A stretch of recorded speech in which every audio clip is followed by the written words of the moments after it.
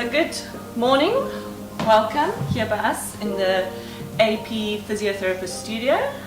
Today we are going to show you the basics of 4-point kneeling, getting into good position, and also how to align the spine for getting multifidus and all of the lumbar stabilizing muscles to work in the best way.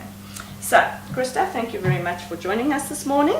Very welcome. And we are going to start off with just looking at our position here.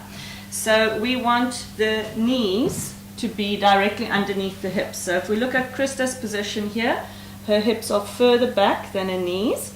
So Krista, if I can ask you to move your knees a little bit further back, that's perfect.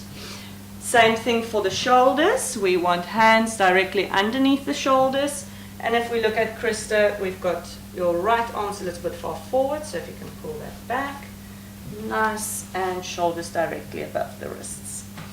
Okay, then we've got two positions in the lower back here, so we can either dip down all the way, hollowing the back, which puts a lot of strain on the lower back area, or we can lift up and tucking all the way through, so we're getting a nice rounded spine here.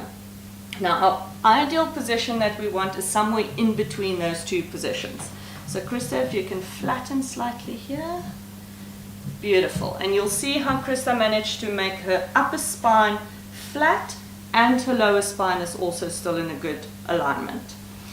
Then third piece is our head. So we can either have our head too high up, which puts a lot of strain on the neck, or we can have it hanging too low down, which means these muscles in the neck is not working as well as we want them to. So Krista, what we're looking for is head in line with your shoulders. So ear is going to be in line with the neck, with the shoulders. And then a slight tip of the chin towards your throat. So we're bringing the chin towards the throat. That's it, beautiful. Now we've got all the cervical muscles working beautifully as well. So that is our starting position. It's a bit of a mission getting there, but it gives you very good activation once you are in the proper position. So from here, Krista, what I'm going to ask you to do is if you can give your baby a bit of a hug by pulling the belly button towards your spine. Just a gentle position, movement there. And then slowly release. Good. And we're going to do that again. Lifting from the tummy, and you'll notice here that Krista's managing to keep the spine really straight, not getting a rounding as she is lifting. So Krista, if you can do that for me as you lift around the lower back as well. So we do not want to see any movement in the spine here. This all stays dead still, and then releasing again. So if you can show us one without movement again, so lifting the tummy, good, and releasing the tummy. And keeping the spine as still as possible. Okay, how are you feeling there? Good? Good. Alright, so we're going to go up one level.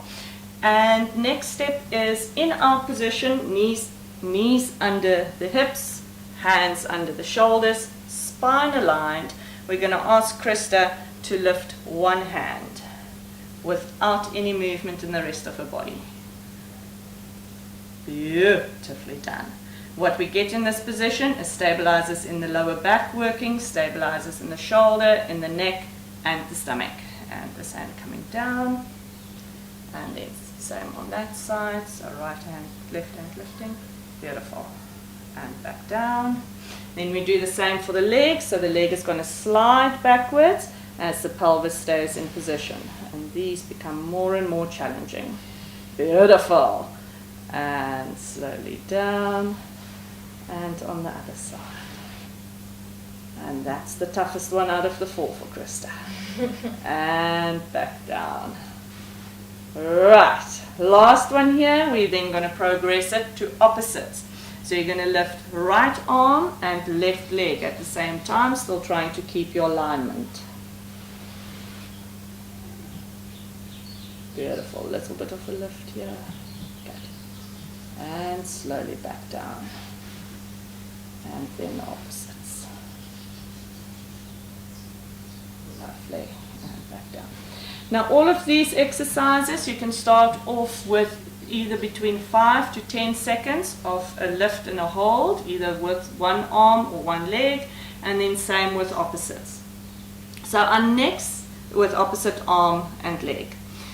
So our next movement from there is we're going to touch hand to knee in the front, so bringing your hand to your knee there and then stretching out. So now we're adding a little bit of dynamic movement, and touch and straighten out, and one more and straighten out.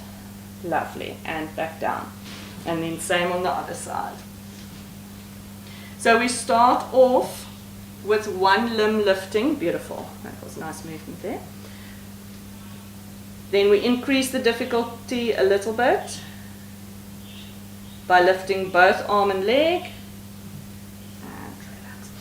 And then by adding movement, that is another increase in difficulty. So thank you very much for joining us today, and stay tuned to our channel for more updates on exercises like these.